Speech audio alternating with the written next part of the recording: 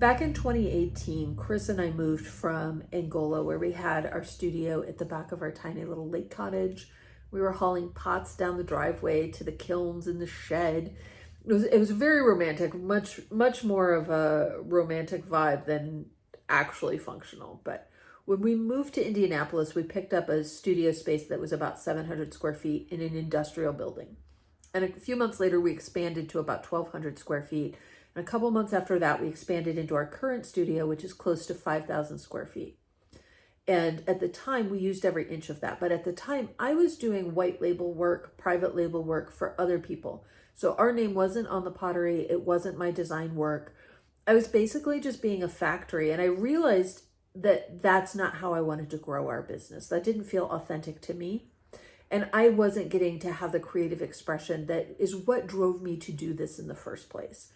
I also realized that as we grew, I had to move into a management role, which is what I left corporate to get away from. So if I'm going to do a management role, I should do it in the corporate world where I make a shit ton more money, right?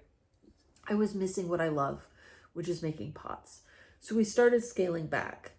And in the process of scaling back, I really was paying a lot of attention to what do I love doing and what drains me. And we've kind of narrowed that down now. I feel really comfortable with what I want to do. And that's why we let go of the entire line that we were making before, because we've made so much of it. I'm ready to move on and do something else. And I have this idea for a kitchen capsule collection that I think is going to be really beautiful. And then around that, I'll be able to create limited edition, small batch pottery that you're only going to be able to get that one time. And then I'm going to do something else that's fresh and new.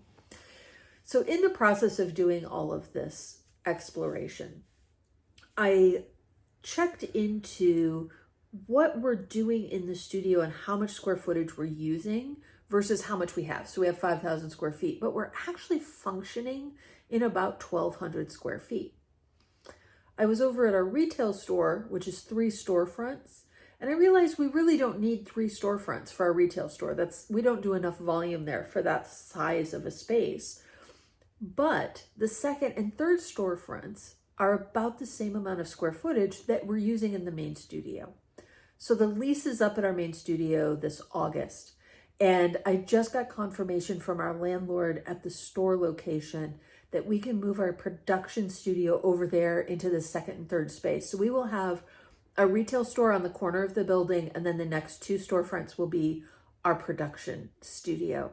And I'm so excited about this because we're going to be able to have everything in one place, but also I'm going to be able to have the financial breathing room that I can say yes to projects I really want to and no to projects that don't serve me, because saving $10,000 a month just in expenses is huge. You know how many mugs those are? We don't charge $100 for our mugs. So that's a lot of pottery that I don't have to make just to survive. And that's going to give me the creative space to explore and come up with some stuff that's really new and exciting.